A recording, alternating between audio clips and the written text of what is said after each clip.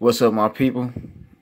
I go to the Afterthought here, and then this is just my thoughts after Portland has basically been swept by a 6-seeded New Orleans Pelicans team, and then the Spurs are eliminated in the playoffs, just as I told y'all in my Spurs video.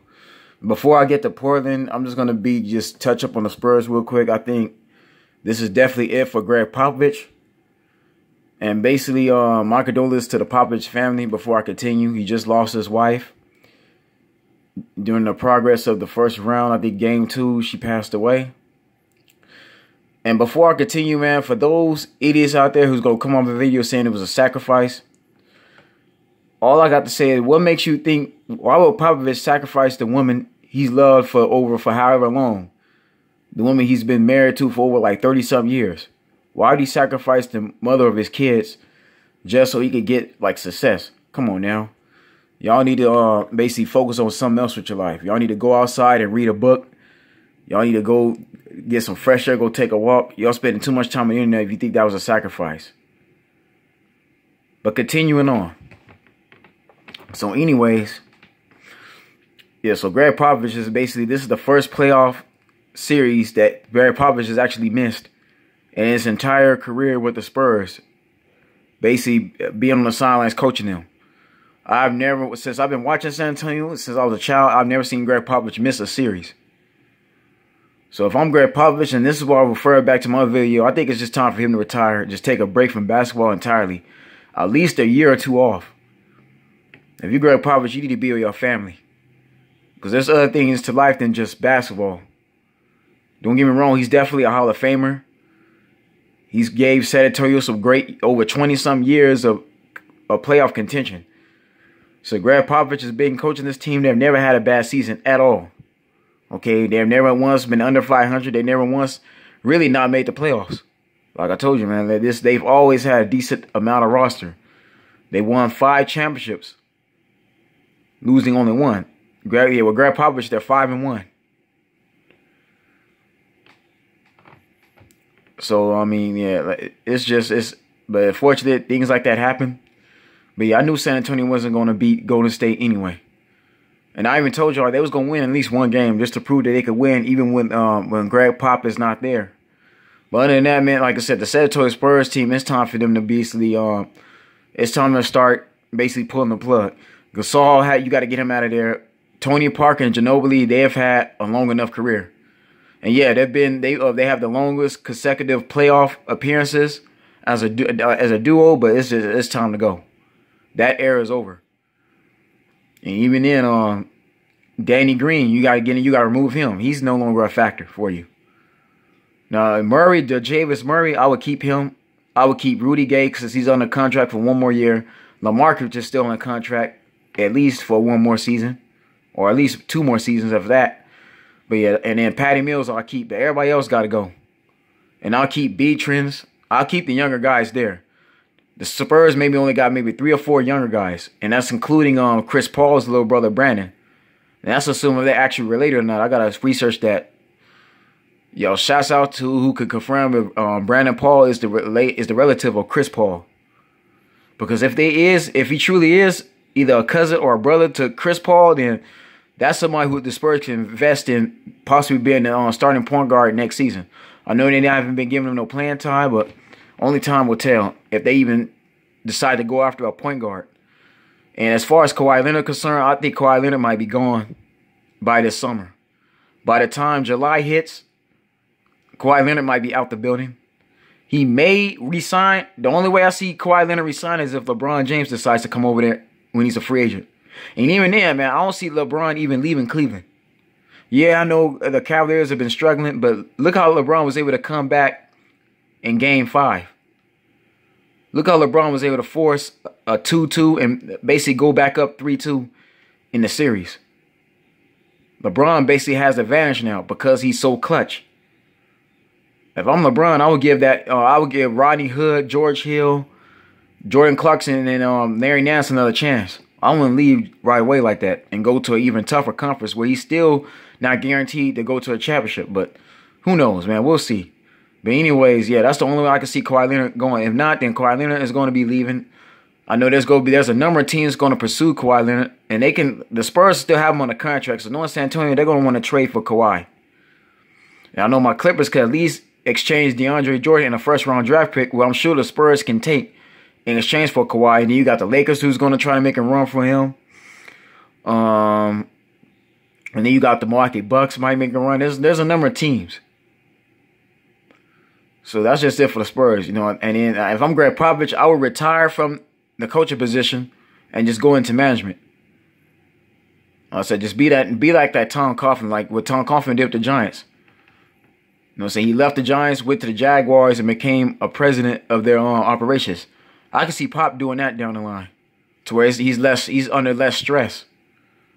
But that's just it for San Antonio, man. Like I said, their championship days went out the window when Tim Duncan retired 2 seasons ago. Now, as for the Portland Trail Blazers, this was clearly, okay. If you're the Portland Trail Blazers, why are you being swept by a 6-seeded New Orleans Pelicans team without DeMarcus Cousins? Now, Drew Holiday, I give him all the credit in the world. This is the best season I've ever seen him. I've never seen Drew Holiday put up 30 points in a playoff series at all. Okay, so Drew Holiday's obviously upped his game. You know, he's obviously improved drastically. And you know, he's obviously stepped his game up. Rajon Rondo was the right pickup for them. Them getting Rondo helped them out a lot, because Rondo, again, like I say, he's a veteran. He's one of the only few point guards in this league who's actually has a championship ring under his belt. Okay, he's been to 2 NBA Finals in his resume with Boston. And then you add there with Anthony Davis being the all-star he is. And then you have Ian Clark from Golden State Warriors, another NBA champion that they have acquired. And then you have other pieces on there that, and even then, them trading for Nikolai Mirotic, that was the right move. Nikolai Mirotic came through in the clutch. And see, this is the problem with Portland. They got no interior game at all. Because Nurkic, I'm sad to say, he has not played like he was supposed to. It's like they weren't feeding him the ball enough. And the problem with McCollum and Lillard, especially, they relied too much on the 3-point shot, and that came back to hurt them. Okay, they're not the Golden State Warriors. I think that's the problem with Portland. They trying to be too much like Golden State right now. Golden State is a proven 3-point shooting team. Damian Lillard is not Steph Curry, and McCollum is not Klay Thompson. They're not the Splash Brothers. They gotta do what works for them. And I feel the problem with Portland, they wasn't playing their own game. They try to keep up. They try to play New Orleans game, and that doesn't work. So no, I mean, I told you, man, the problem with Portland, you gotta fire Coach Skiles. He has to go. That whole coaching staff needs to go. Because once again, Portland is right back to square one. They're in another situation with LaMarcus Aldridge. This is the reason why Aldridge left this team, because they can't go nowhere else. They don't know how to make adjustments. If you're Portland, you gotta change up your lineup. If it didn't work for you in games 1 and 2, because it makes no excuse that New Orleans was able to go into Portland still in 2 games. New Orleans took game 1. That's no excuse at all. But of course, man, I'm got to hold Damian Lillard responsible too. Because Damian Lillard has complained many times that he's not being an all-star. He should be first team all around. He should be first team, overall. And he makes this complaint that he's not getting enough recognition. But look at your playoff record. The Portland Trail Blazers have only won 1 playoff game in like the last 10 some years since Brandon Roy left. The only team that the Portland Trail Blazers ever beat was the Los Angeles Clippers. But when it comes to Houston Rockets, the Golden State Warriors, or San Antonio Spurs, they don't beat those teams at all. They struggle against them. But if you Lillard, man, Lillard did not play like he should have been. What was it, 3 for 15? That's horrible. McCulloch too. They did not play their game at all. I don't know, it was just a pressure, something was just off. And if you Damian Lillard, why wouldn't you go inside the paint more? Lillard should have been doing much more than what he, like I said, trying to rely on that 3-point shot. That doesn't always work, because the problem with that was New Orleans was able to close out on 3-point shooting. That's one good thing about Rajon Rondo. He will defend. Okay, Rondo ain't going to give you a whole lot of points, but Rondo will give you assists. He does know where to distribute the ball. He does know where to be on the court to give the ball. He will set the rest of his teammates up, and he will defend. Damian Lillard struggling against Rajon Rondo, and that's a problem. McCulloch, another one, man. McCulloch should have been doing a lot more. But no, Lillard, I'm holding him accountable for that. That's ridiculous, man. Come on now, Lillard. You gotta go harder than that. I'm serious. This is why Damian Lillard is not gonna be the MVP of the league. He's just not.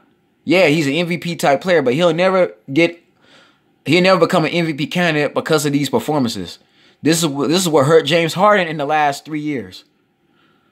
I told y'all, regular season, yeah, that's good, but it all counts during the playoffs. They decide who's going to be the next MVP based on your playoff performance. Basically, if you were averaging 24 points throughout the season, but yet when you get to the playoffs, you putting up only 12, 11, or 13, or only 13 points in a game, then that's going to look bad on your resume. That's going to determine if you get an award or not. Now, Portland, you got no excuses. You was a 3rd seed for a reason. Yeah, you went hard in the regular season, but in playoffs time, it's a different ball game. Teams literally got like 4 to 7 games to basically strategize against you. So that's just all it was. New Orleans took Portland off their game. They had no, and that's another thing too, man. Like Al-Farouq Amino, he's not a starting power forward. He's just not. Ed Davis was a no-show. That's the problem, man. Portland needs another forward there. They still have not found LaMarcus Aldridge's replacement. And like I told you, this is one of the reasons why LaMarcus decided to leave the Portland Trailblazers, because they're not going nowhere. They keep going into a roadblock. They can't go no farther. It's like the coaching staff is not putting up enough plays. They're not putting up enough strategy. They're not really, you know what I'm saying, doing enough to try to outsmart their opponents. So Portland gives up too much points. And in the paint, that's a problem. They need to seriously start trying to draft the power forward. Now, and I understand that Portland's basically in the hole now. They don't have really too much cap space. They invested a lot of money in McCullough and Lillard. Nurkic, his contract is finna be up. Portland needs to start getting together now. What help them is just they need a new head coach. They're not going to be able to get a free agent. Okay? So as far as them trying to get, the only way their best bet is try to go after Kawhi Leonard and trade. That's the only best bet. If Portland can give up another player, because even then, I know some people say you may want to break up Lillard and McCullough. That might not be the best option. If I'm Portland, I'll trade Al-Farouq Marino, Nurkic in exchange for Kawhi. I'll give up Nurkic. Since Nurkic's contract is finna be up, he got, I think, 1 more year, or this might be it. Trade Nurkic. I would trade Nurkic and Al-Farouq Amino in exchange for Kawhi Leonard. And if you're Portland, see what you could get in the draft.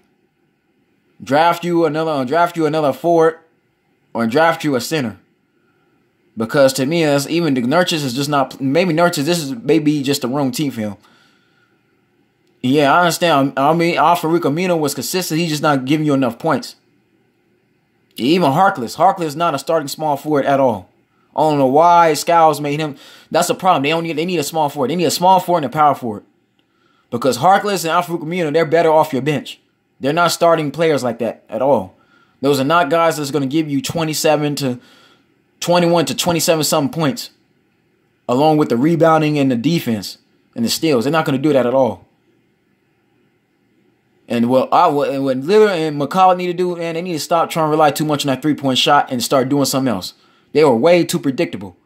New Orleans knew exactly how to defend against them at the exact same time. It's like New Orleans knew exactly what Damian Lillard was going to do. McCullough as well, man. You can't just be relying on a 3-point shot. You got to do something else. I felt Portland wasn't doing rotation at all. They was not passing the ball like that. They kept trying to rely on 2 guys. That's not what's going to win you a playoff series. Whereas New Orleans pretty much got everybody involved. Drew Holiday, Anthony Davis got going. Nikolai Mirotic, he was going off. Like I said, guys stepped through. Ian Clark came through. Now that's just what even Etron Moore. Okay, Etron Moore, he stepped up. So that's just it, man. That's why New Orleans beat Portland. More guys in New Orleans was involved. More guys in New Orleans got the more touch to the ball. So Portland needs to start trying to figure out identity. They got a lot of work to do in the offseason. And that's just it, man. I'm gonna y'all stay tuned because I'm gonna do the second round as soon as the playoffs is over. We still got more games coming in. But anyways, man, y'all stay blessed, stay tuned, and I'll see you soon.